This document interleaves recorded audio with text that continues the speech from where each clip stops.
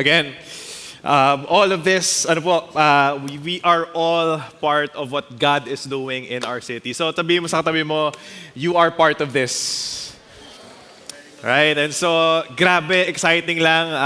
Actually, connected yung pag-uusapan natin to the video that we just shown. But before that, okay, baka nagtataka kayo, bakit ako yung nagpipreach? Okay, andito mo si Pastor Christian.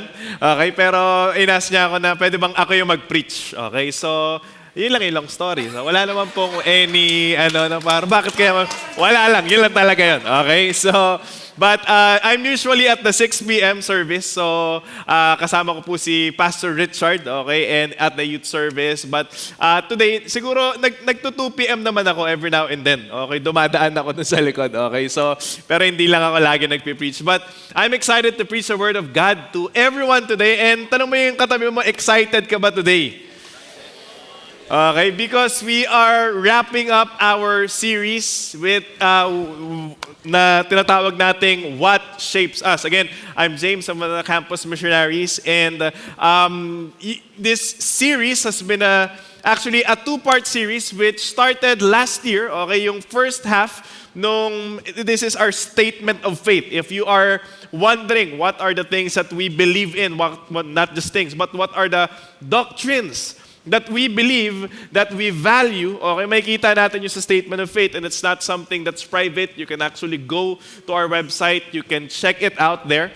And last year, we talked about the first 6, and then this year, we talked about the other 6, okay? So we started by talking about Scripture, salvation, sanctification, sacraments, and mission. Now, yung iba sa inyo nagtataka kayo, bakit na-miss out nyo ba yung 5th week, okay, yung missions, okay? So, hindi nyo na-miss out, okay? Parang nagtataka yung iba, parang, ba't in-skip natin yung missions? Wala ba yun? De, meron po, okay? Nagkaano lang tayo, nabaligtad lang natin dun sa pero pag-uusapan natin today yung mission. Somehow, connected pa rin naman siya dun sa pinag-usapan natin, which is last week, yung second coming. Okay? And so, this is gonna be, I know maybe for some of us, when we hear about the word missions, marami na tayong naiisip. Okay? Tignan mo nga yung katabi mo, pag narinig mo bang missions, meron na ba yung first word sa isip niya? Tanong mo naman sa kanya, ano yung first thing that comes to his or her mind pag missions sa pinag-uusapan? Tanong mo naman sa katabi mo, tanong mo naman, mabilis lang. Ano yung first thing? Okay? Ano kaya yung sa iba, no? Trabaho ba? Okay? Or action ba? Okay? Ano yung first thought that comes to our mind? No? Probably, there are different thoughts that comes to our mind when we hear the word missions. But, you see, siguro hatiin natin yung room, no? Maybe for those who are new, maybe this is a question that might intrigue you na, o nga, no? Bakit talaga may mission pala tayo? So ano yung mission na yun? And that's gonna be important for you to know. If you're committing your life to Jesus, then you have to know that you and I, as a church, we have a mission. We're not just here together. Pero expound pa natin yan mamaya. And maybe, but for some of you naman, na matagal-tagal na, especially you've been with us for quite some time, and you've committed your life to Jesus, you've been walking with God, and lagi mong naririnig yung mission. Mission, di ba? Nag-pandemic na. Tapos, lagi pa rin natin sabi, guys, mission tayo. Tuloy lang natin yung mission. Tapos, ikaw parang, it's something na parang nape-predict mo na. In fact, this year, we talked about missions. And then we talked about from mission field to mission force, right? And then we talked about missions again. Okay, paulit-ulit. Okay, the mission. So, bakit ba natin kailangang pag-usapan to? At bakit kailangan hindi tayo marindi sa salitang missions? Okay? So kasi importante to, not just really for us as a movement, but actually this is important for us because this is actually important to God Himself. And so I want to invite everyone to stand up again as we read the mission statement about missions, and then we're going to read the Word of God in Matthew 28, verses 16 until verse 20. It says here, and you can read with me, okay? 1, 2, 3, go. We believe God's mission is to redeem a people for Himself from every tribe, nation, and language, and to restore creation for His glory. As the Father has loved the world and sent His Son And the Father and the Son sent the Spirit. The triune God sends the church into the world to proclaim the gospel, make disciples, and seek God's justice and reconciliation in the world. Now, let me go to Matthew 28, verses 16 to 20. It says here, "Now the 11 disciples went to Galilee, to the mountain to which Jesus had directed them. And when they saw him, they worshipped him, but some doubted. And Jesus came and said to them, 'All authority in heaven and on earth has been given to me. Go therefore and make disciples of all nations, baptizing them in the name of the Father and of the Son and of the Holy Spirit, teaching them to observe all that I have commanded you. And behold, I am with you always to the end of the age.'" Let's pray. Lord, thank you for your word. Lord, we're grateful that every time we go back to it, Lord, it's not just a story, it's not just some poems, it's not just some motivational things, Lord, but it reveals to us your very heart. And Lord, today we pray that you would give us eyes to see what your heart is. Lord, ano bang ibig sabihin nun sa amin even today? And that also, Lord, as we receive from you, Lord, that we would apply it in our lives as well. And so, Father, meet us where we are. Lord, minister to every one of us. And Holy Spirit, have your way. In Jesus' name, amen and amen. You can take your seat. Now, just a very quick question to start our time together. Now, sino sa inyo mahilig ka sa mga mission-oriented movies? May mga ganun ba sa inyo? Mahilig ka sa mga action, okay? Or sino sa inyo drama? Mahilig ka sa drama, okay? Madrama ka, okay? Mahilig sa drama, okay? Sino mahilig sa humor? Okay, parang sino dito kahit anong itanong ko hindi ka mag-participate? Para nakatingin, okay, sige lang, gano'n lang, okay? Pero, a lot of people nowadays, they are, maraming mga into mga action, okay? Mga, alam mo yun, mga Mission Impossible, okay? And siguro, for some of us, we're familiar with some of this movies. Sino sa inyo, alam mo yung John Wick? Di ba? Yung parang grabe, no? Yung paglabas mo sa sinihan. Sino sa inyo may kasama kang ganun paglabas ng sinihan, yung umaarteng may baril? Okay? Mga ganun bigla, di ba? Yung parang all of a sudden, parang may ano siya na he wants to be part of something, di ba? Tapos, we get hooked to it because there's an enemy, there's a villain, and we want to take down that villain. Yung ayaw nating nananaig yung masama. There's something in us there's something about those movies that appeals to us. Maybe for others, it's not John Wick, maybe medyo Avengers ka. Di ba yung napanood mo, parang, wow, ang ganda pala nito. Parang, I wanna be part of that. I wanna destroy Thanos. Di ba yung may ganon? Yung parang, kailangan mapatay natin. Kaya nung natigil yung first part lang, di ba? Parang ganon na yun. Tapos hindi ka mapalagay. Tapos kailangan mapatay si Thanos. Di ba yung, there's something in us that resonates with things like this. That there are heroes. There's underdogs. Na hindi dapat ganun lang, but there has to be a purpose for them, or maybe for some mga Korean, okay? Ito, matagal na to yung Vagabond, no? So, medyo siguro yung iba sa inyo, mas mga bago na yung mga pinapanood mo, pero alam ko, kaya hindi kayo nagre-react sa Avengers, alam ko, kasi ang gusto nyo talaga, Batang Quiapo.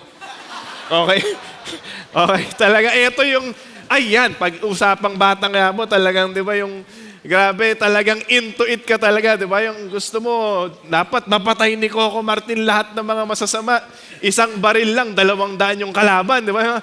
Dapat gano'n yung gusto natin, di ba? And so, again, there is something in us that resonates with a person on a mission.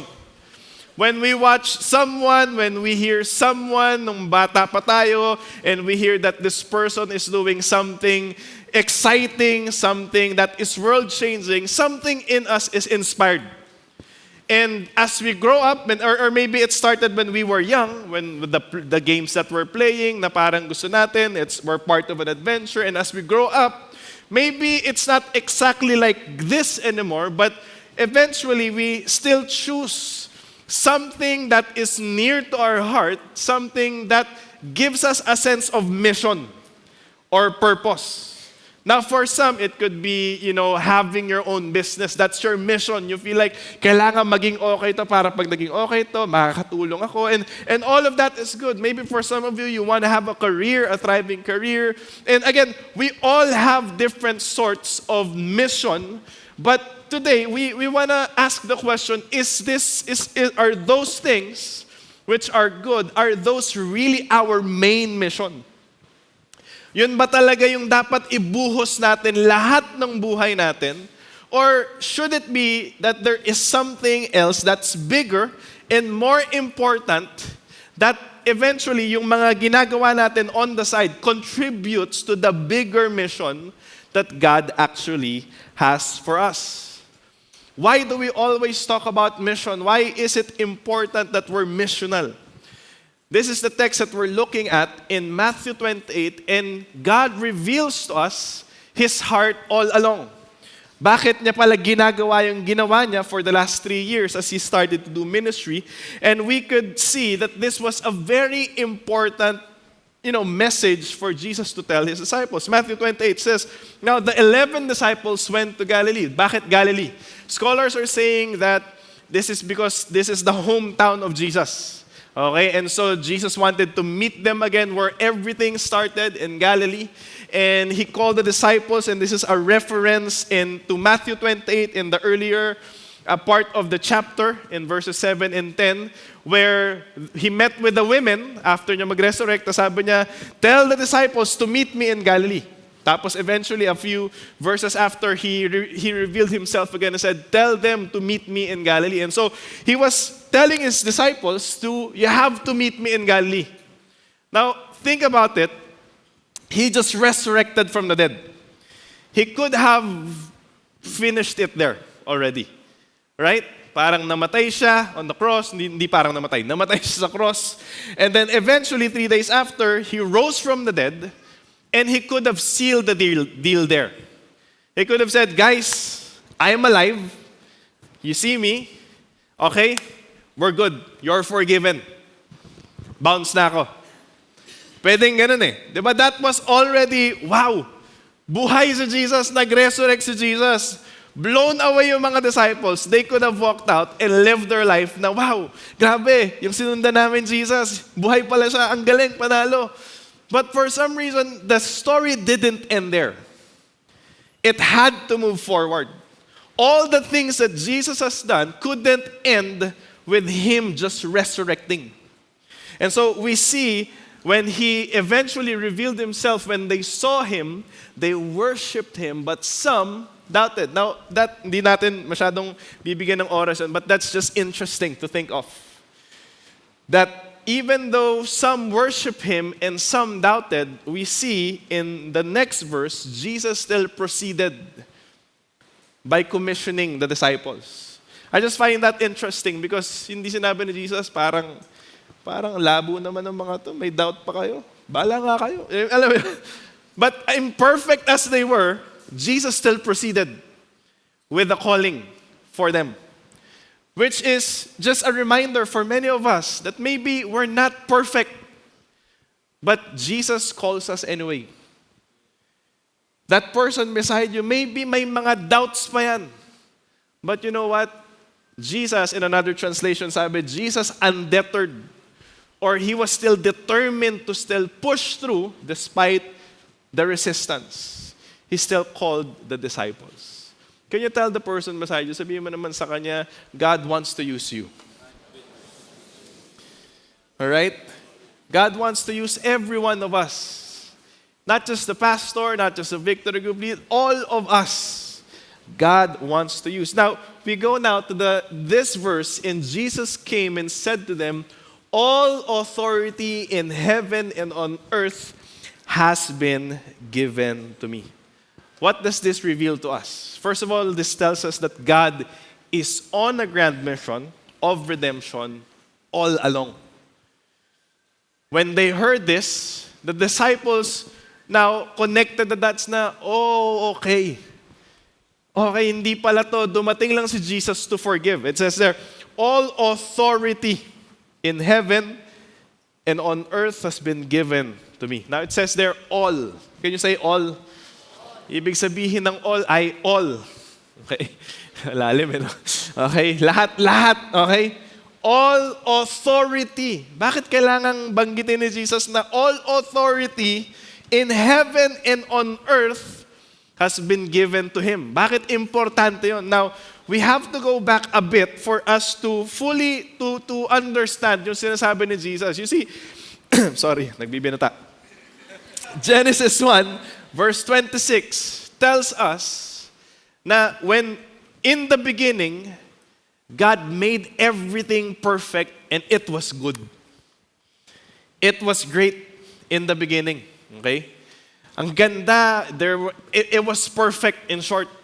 Every time God created something, it was good. And then God said in verse 26, let us make man in our image, after our likeness, and let them have dominion over the fish of the sea, and over the birds of the heavens, and over the livestock, and over the earth, and over every creeping thing that creeps on the earth. So God created man in His own image. Wow! Scholars would call this Imago Dei, the image of God. And so, God created man perfect. Grabe, in His very own image. He created them male and female. And then God said to them, be fruitful. God blessed them, and God said to them, be fruitful and multiply and fill the earth and subdue it and have dominion over the fish of the sea and over the birds of the heavens and over every living thing that moves on the earth. It was perfect. God's creation was perfect.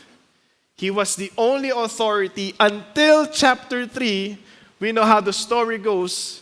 The serpent came into the picture, tempted Adam and Eve, and then they fell, and then sin came and corrupted humanity.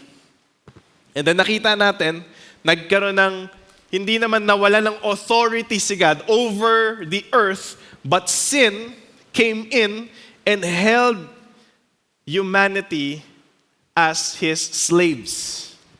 We would see that in the next in chapter 3. The woman saw the tree and it was good for food, and then eventually shame came in. And so nagkaroon ng ibang power other than God that would hold human beings as slaves, and they couldn't function enough. But here's a very interesting, here's an interesting scenario. In verses 8 to 9, after the fall, we see here, and they heard the sound of the Lord God walking in the garden in the cool of the day, and the man and his wife hid themselves from the presence of the Lord God among the trees in the garden. But the Lord God called to the man and said, where are you? Interestingly, after the fall, God sought for humanity. God went out of His way to look for Adam and Eve. It's like when you go back to the beginning, you would already see at the very nature, at the very heart of God, He is a missionary. He didn't just send someone else, go, angels, hanapin niyo sa Adam and Eve. But He Himself went out of His own way to seek after the lost. And so, makikita natin from the beginning, missions actually originated in the heart of God. It was not something that Adam thought of, Eve thought of, humanity thought of. It was God who thought of it in the beginning. So may nasira, may kumuha ng authority, but Jesus had to come and had to actually get that authority. Now, we see after Genesis 3, things got worse and worse and worse and worse and worse.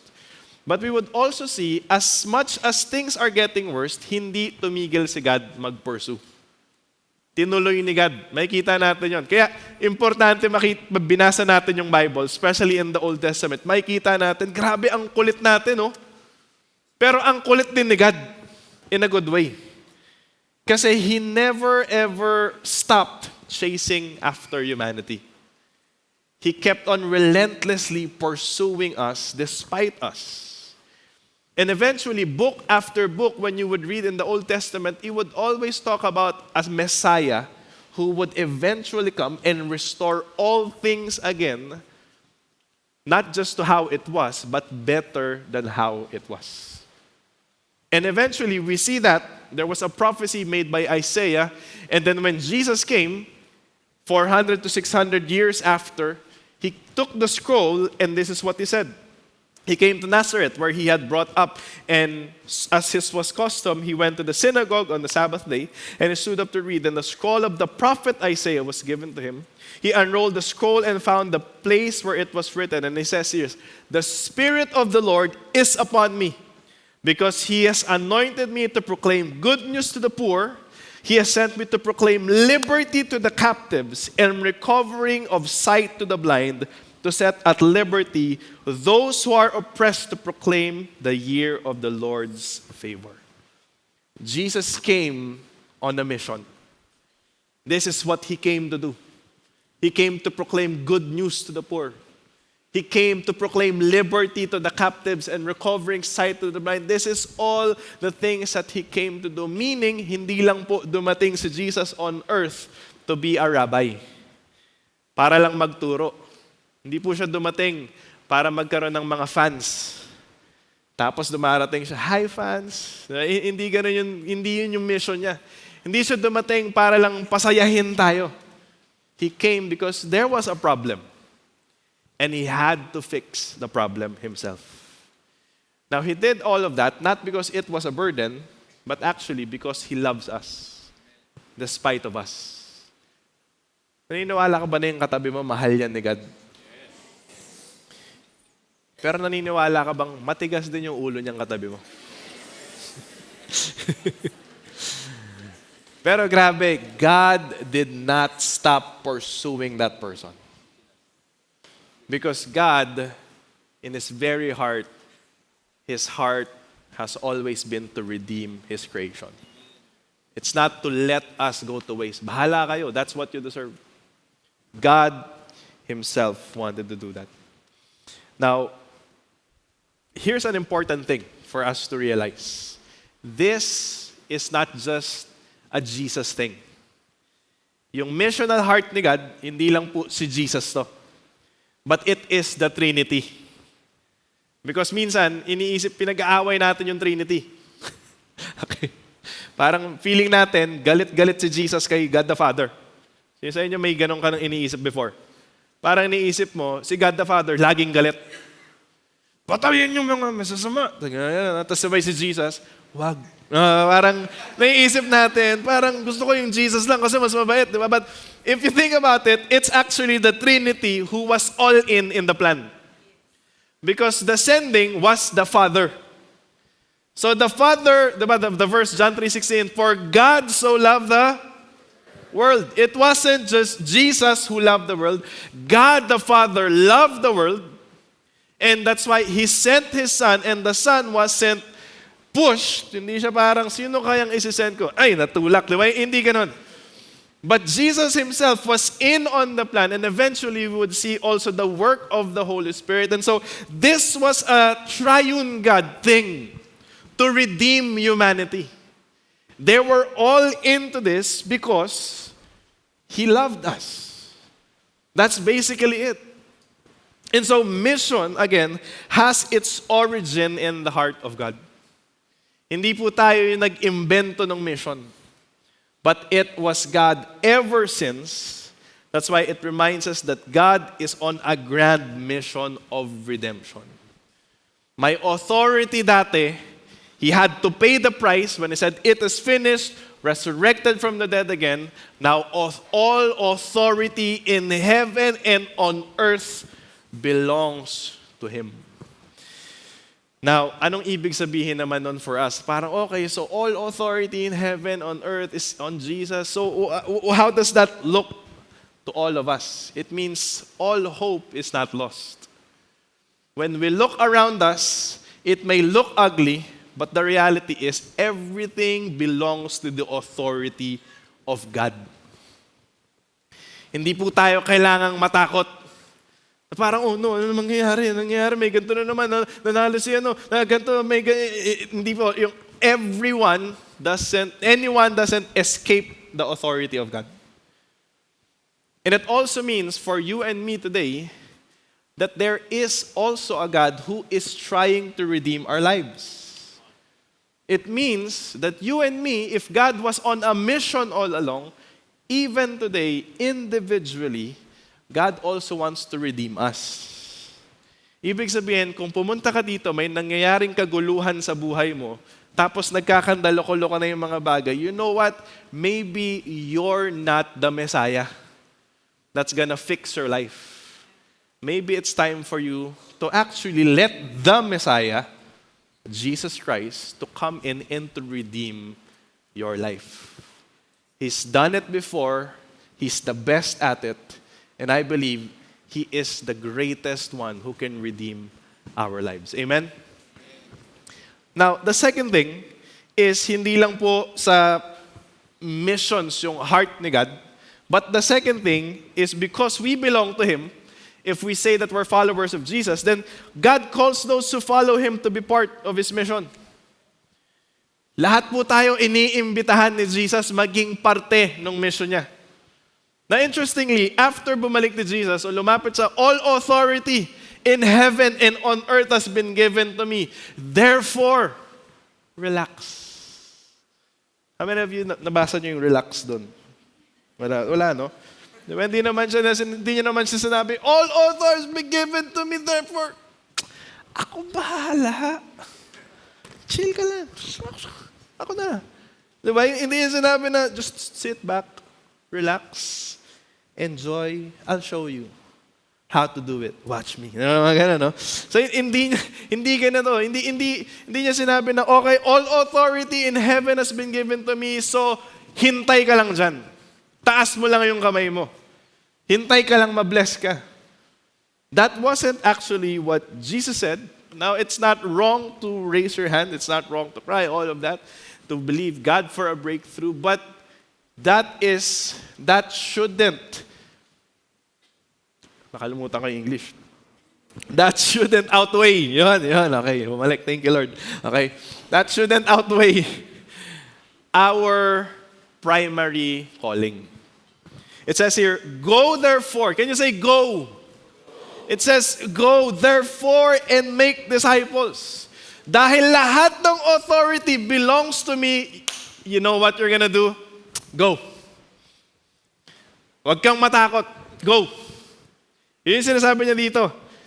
Because good news, na lahat ng authority nasa akin, good news yung nangyari, tinapos ko na lahat, wala na kayong kailangan idagdag sa finished work ko, okay na, kailangan na lang malaman ng mundo. Kaya go and make disciples. Hindi sinabi ni Jesus na ang ganda ng ginawa ko, kaya quiet ka lang. Sa atin lang. Huwag mong isabihin sa katabi mo. Huwag mong sabihin sa ka-office mate mo. Nakita mo namang naghihirap yung office, huwag mo sabihin. Ikaw lang yung mag-enjoy. Nasabi niya, go there for and make disciples. The disciples are sent because God's heart is missions. Therefore, all of us, we are by nature missionaries. Can you look at the person beside you? Missionary yan. Okay, sabihin mo sa kanya, you're a missionary. Wala ka mang missions video. Okay. Wala ka mang missions update, but it doesn't mean you're lesser of a missionary. All of us here, we're missionaries. And we're sent to different parts of the world. Now, think about this for a moment. Lord, yung mga tinatawag mo, these were relatively young. These were uneducated. They were also imperfect. Di ba, when we move forward, we would see Peter, may mga mali pa siyang mindset. And so, hindi pa perfecto, even si Paul himself, who saw Jesus resurrected, even him, may mga sinasabi pa rin siyang, I do not do the things. So, may struggle pa rin siya. But interestingly, Jesus says, go. You know why? Because it doesn't mean that you and me have to be perfect first. Si Jesus lang yung perfect. Imperfect as we are, God is still calling us to go. And so hindi natin pwede sabihin, Lord, madami pa yung Probably, yung may mga ganong na valid if you're in sin, of course, di ba, mahirap yon. Pero it doesn't mean na nahihintay nating maging perfect tayo. Ang tagal nun. Ang tanda ko na nun. Pag uugod-ugod, anak, na-gets ko na. Di ba? Parang, ang tagal nyo, lo. Di ba? Ganun pa lang. But God wanted them to go right away. Why? Because they were witnesses of what Jesus has done. The basis of their going wasn't their maturity. It wasn't their bank account. The basis of their going was Jesus' word. Go, therefore, and make disciples. Now, breakdown natin yun, mabilis lang. Go, therefore, make disciples. What is the mission? Make disciples. The mission is not to make followers. The mission is not to make fans. It's not to make fanatics. Diba? Galing ni Jesus! Yay! Pero hindi sinusunod si Jesus. That's not the goal. The goal is not just to fill up the room and make people just be in awe of God. And ang galing. Tapos after that, wala nang mangyayari sa buhay. The goal of Jesus, sabi niya, make disciples. What's a disciple? A disciple is a pupil. A student, someone who has a master and does what the master says and does. And so the disciples, these 12 disciples, or 11 at this point and some more, the disciples were all followers of whatever Jesus would say and would do. Now, look at the person beside you. Mukha bang disciple yan? Sino po? Disciple ka. Pwede yung task yung kamay mo. Kung disciple ka, taas mo naman yung kamay mo. Okay, yung iba, okay. Yun. If you're a disciple, if you're someone who's following Jesus, guess what? Wala ka man nung time na to, but still this applies to you. You are called to make disciples. Where? To all nations. Now, blown away yung mga disciples noon kasi parang hindi pa sila nakakalabas ng Jerusalem. Dun pa lang sila na parang, so sinabi ni Jesus, go therefore and make disciples of all nations. Ha? Paano? Parang ganun sila yun. Parang nakarinig yung sa mga estudyante dito, sino dito yung pag sinabihan ka, bro, next week, puntahin Japan. Paano? Diba? Parang ganun sa kanila na, paano ako pupunta ng Japan? Estudyante ko, di pa nga ako nakakalabas dito sa baryo namin eh. Baryo pa rin, no? Probinsya. Okay. Pero, ganun yun for them. But the point of Jesus is, because I have all authority in heaven and on earth, therefore, because I have authority over all the earth should know about this. Hindi niredeem ni Jesus yung buong mundo so that the Jews will only benefit of it. God wanted the whole world to get to know who Jesus is because it's not just the Jews who needed saving, but it's also the Gentiles and the rest of the world. That's why he says, it's to all the worlds, it's to all the tribes, the nations, the languages. It's to people that you don't know. Now, maybe for some of you, for some of us, hindi tayo makakalabas ng bansa right away. But think of it, localize natin. Maybe you are sent to your office for a purpose. Maybe hindi yan buong mundo, but maybe yan yung corner mo ng mundo. And maybe that's where God is calling you to change it. In your campus, maybe may reason kung bakit ikaw lang yung Christian sa tropa nyo. Maybe that's a place, that's a mission field that God wants you to change. Right? Maybe doon sa community nyo, bakit ikaw lang yung Kristiyano? Probably, mukhang may rason. Mukha naman, parang, alam mo yun, tas, alam mo yun, pupunta tayo dito ulit, Lord, send me. So pagbalik natin sa office, saan kaya ako sinasend ni Lord? Ay, sorry. Saan kaya? Lord, bakit? Hindi ko alam eh. Send mo naman. Maybe, yun yung katabi mo. Maybe yung kapitbahay mo. Hello? Maybe you don't have to go out there yet, but maybe right where you are, that's the mission field that God is calling you to reach out. Question is, will you reach out? How will they do it? By going. Going where? Going out of their way. Hindi nila pwedeng hintayin yung mundo yung pumunta sa kanila. Sila yung pupunta sa mundo. You see, the church, we cannot just wait for people, for the lost to come here on church. God has called us to go out there. Because many of them, just like us before, natatakot tayo kung pumunta sa simbahan. Right? So dito, nasabi mo na yun at some point, church tayo, tapos ikaw, ayoko, baka malusaw ako. Kaya bakit latan ako na Lord eh. So, anong choice? Hindi siya makapunta dito eh. So, maybe it's for us to go out there and to bring the church where they are. Right? Because we cannot just wait for them until pumunta sila sa church. So we're supposed to go. And we're supposed to baptize. What does it mean to baptize?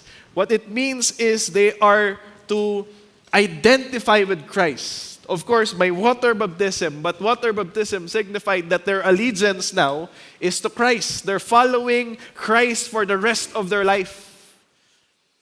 And at the same time, they are to teach everything that Jesus taught them. Now, how will I know kung ano yung mga tinuro ni Jesus? That's why we go back to the Word of God.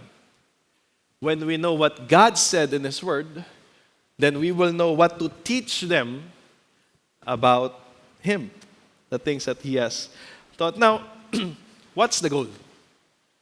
Why are we to go? Why are we to baptize? Why are we to teach? Pastor, ang dami na natin sa church. Di ba parang bakit pa kailangan natin mag-invite? Ba't kailangan natin mag-engage? Bakit kailangan ko pang i-inconvenient yung sarili ko para kausapin yung katabi ko sa office na hindi nagbabayad ng utang? Tapos yung boss ko na laging galit, bakit kailangan kong i-reach out yon? Because the goal is not a bigger crowd. The goal is not to be viral. It's not to have more attendance. It's not to have fame. The goal is simply, if we do all of this, we get to change the world. Imagine with me. A person gets saved. That person is a father. That person, radically changed by God, goes back to his home, says, "Love, I've done something wrong. I'm going to change my life." Because of that, marriage is restored. Kids who thought marriages is just a paper would look at mom and daddy, "Wow, si mom, eto pala yung marriage. Gusto ko rin ikasal." Because naging okay yung magulang, nagkaroon ng effect sa anak, pumunta sa bulik sa campus, dahil nagbago yung atmosphere ng family, pagbalik sa campus, na-inspire mag-aral. Nakaka-inspire si mommy at daddy. Dahil na-inspire mag-aral, dating nag-cheat, nakita nung classmate, bakit ka nagbago? Ano nangyari? Kasi nakilala ni mommy at daddy si Jesus, tapos in-introduce namin, dahil nagbago rin kami, bro, kailangan mong makilala si Jesus. And then now, pagka narinig ng bata, yung bata umuwi, pagka uwi ng bata, "Mami, grabe, sabi nung kaklase ko, ganun daw yung nangyari talaga, anak. Oh, mami, grabe, sinurrender ko nga yung life ko kay Jesus." Nagbago yung anak, nagbago yung pamilya, nagbago yung pamilya, narinig nung nanay ang tatay, na wow, grabe, anak, ganyan yung nangyayari sa'yo. Ang galing naman nun, dati adik ka, parang ngayon nagbago. Wow, panalo to anak, grabe, I wanna surrender my life to Jesus as well. Nagbago yung magulang, pumunta sa reunion ng family, relatives, kasi Christmas na naman, tapos pagpunta doon, nanlibre, nag-generous, kasi and then because, do you get what I'm saying? One person, we're not just trying to bring another person to fill a seat. We're trying to change. Jesus is trying to change the world. Because what we're talking about here is generations, nations. If we're seeing the world in chaos, what do we do? Pangit naman ng government na to. Lord, okay, pwede magalit. Pero Lord, mag-reach out ako. Pag nag-reach out to, itong taon to, pag nagka-vision to, someday naging leader, pag naging leader, naging mayor, pwedeng magbago yung ordinansa, pag binago niya, ganito yung mangyayari. And so, this is not just a church thing. This is God turning the world upside down. That if we change a person, that the values of the person is changed. And the families, and yung shinare ko na story kanina, it's not just hypothetical. It's real. I got to disciple a child, a man who was an addict, a frat man, gave his life to Jesus. Nagsimula sa sister niya, sabi niya, James, pwede mo bang i-disciple yung kapatid ko? Din-disciple ko. Eventually, after some time, it wasn't an overnight thing. After a year, nagbago. Grabe, panalo yung grace ni God. Nagbago. Eventually, na-reach out yung kapatid na isa pa. Tatlo na silang Kristiyano. Na-reach out yung nanay. Nung na-reach out yung nanay, na-reach out yung tatay na nag-introduce ng drugs dun sa anak.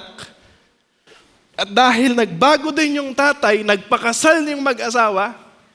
At dahil doon, na-restore yung family.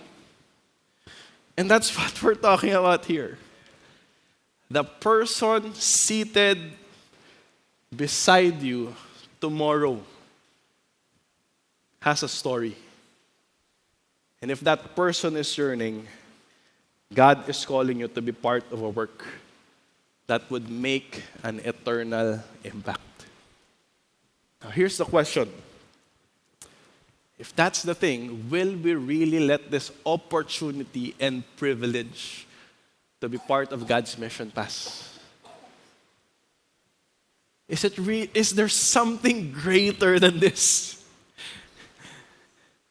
Na parang, wow, Lord, if you want to use me to reach, to change, wow. And I tell you, probably for some of you, you also feel the same thing.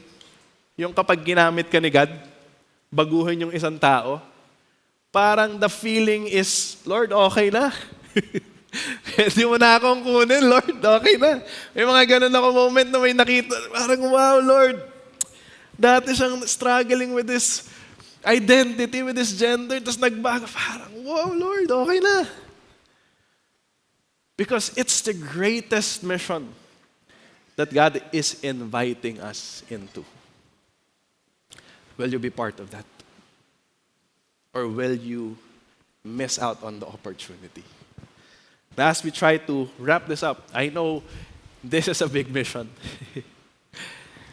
And honestly, it's too big for us. We can't do it on our own. That's why, gratefully, God calls those who follow Him to be part of His mission. But at the same time, God assures us and empowers us with His presence as we fulfill His mission.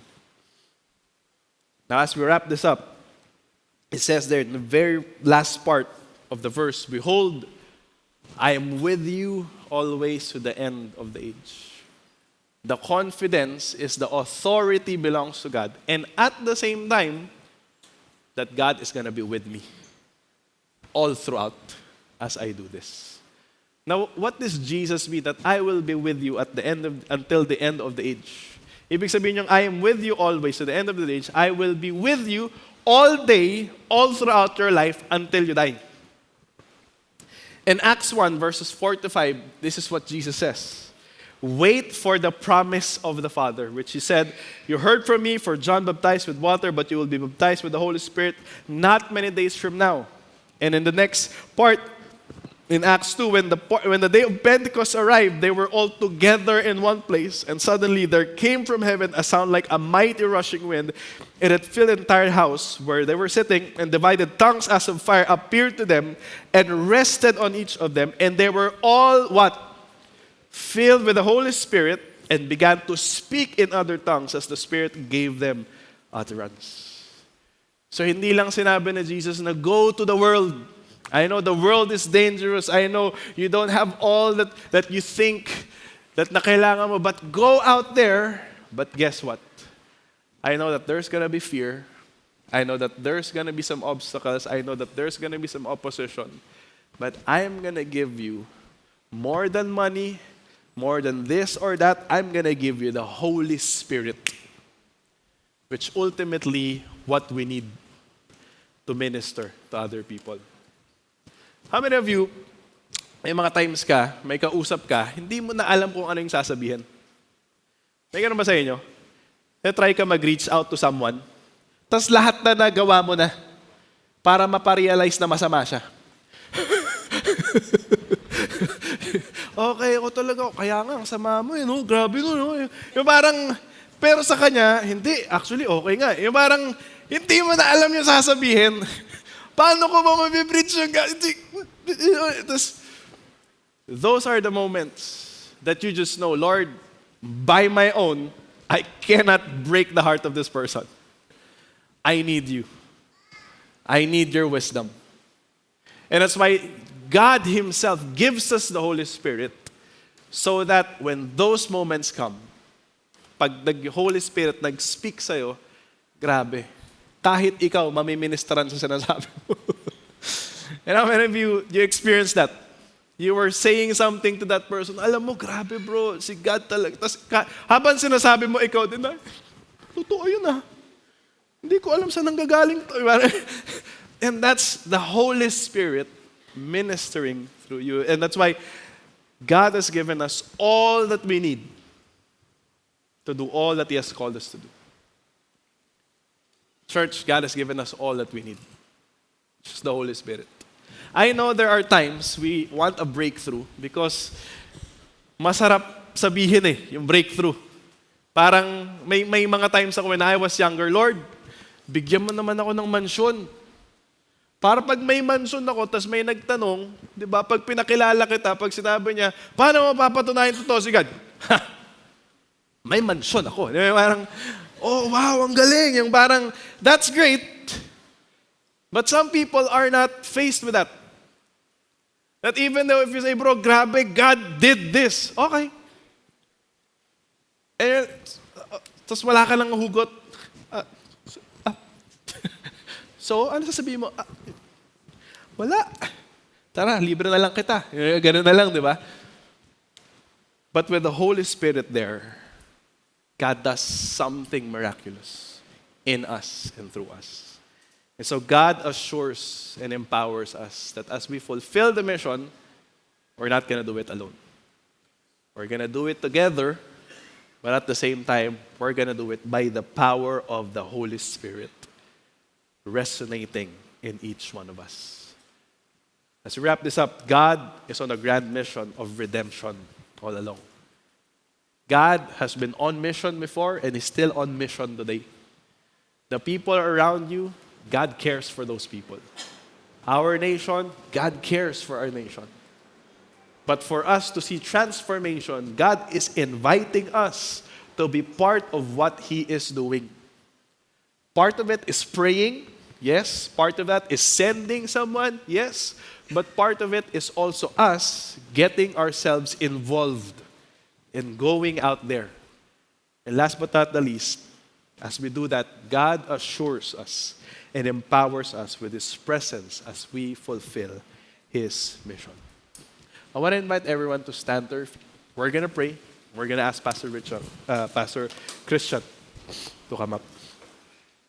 With all heads bowed down, just allow the Holy Spirit to speak to you.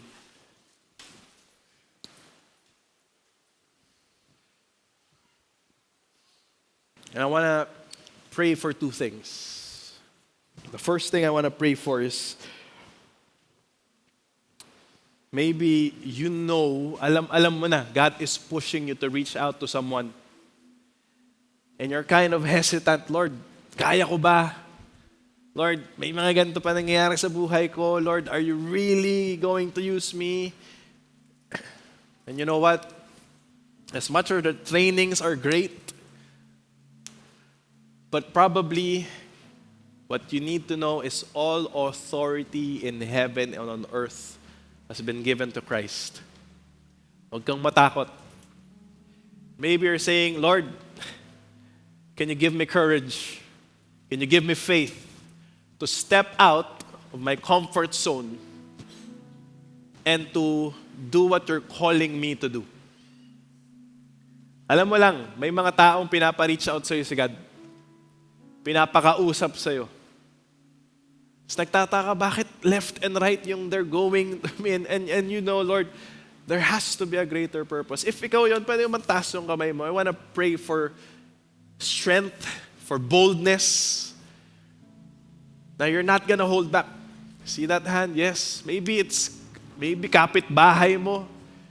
Maybe older than you. But we want to pray, Lord, the same way you empowered the disciples, the same way you're gonna empower us. Lord, today, we're asking you, Lord, to break what needs to be broken. Whether that's a mindset, whether that's a callous heart, whether that's prejudice, whatever it is, Lord, that's hindering us. Maybe it's fear of rejection. Lord, I pray that you would give us the courage, the boldness, the love, the compassion to start that conversation. Maybe later, maybe tomorrow, and to preach the gospel. Lord, you have given us so much more than we think. It's just a matter of us stepping out in faith. And maybe for some of us, we've tried before to step out in faith, pero na-reject kami. But Lord, that doesn't mean we're ineffective. It just means na hindi siya nag-accept yet. And so, Lord, give us that confidence to just keep preaching the gospel, to keep making disciples. Lord, I pray you would give us fresh strength for some of us as well who maybe we've been burned out. Na parang, Lord, ang dami kong gatas, gagawin ko pa to. Lord, talaga bang may nangyayari? But Lord, I pray you just visit us again and remove that false burden. And give us a new delight, Lord, to obey you, to love what you're doing. Because when you walked here on earth, Lord, you loved making disciples. And in the same way, Lord, we want to share the same heart. We want to do it not because it's a program, not because we hear it only. We want to do it because our Father in heaven, our Savior Christ, showed it to us. And we are recipients of mission, and that's why we want to be part of being your mission force out there. Lord, we thank you. In Jesus' name, amen and amen.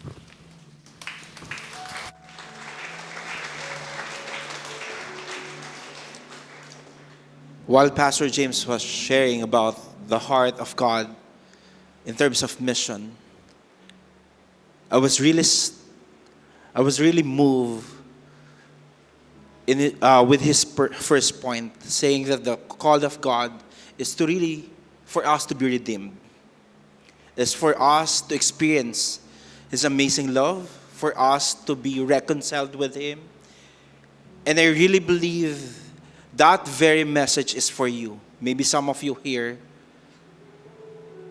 that's the message that you need to hear.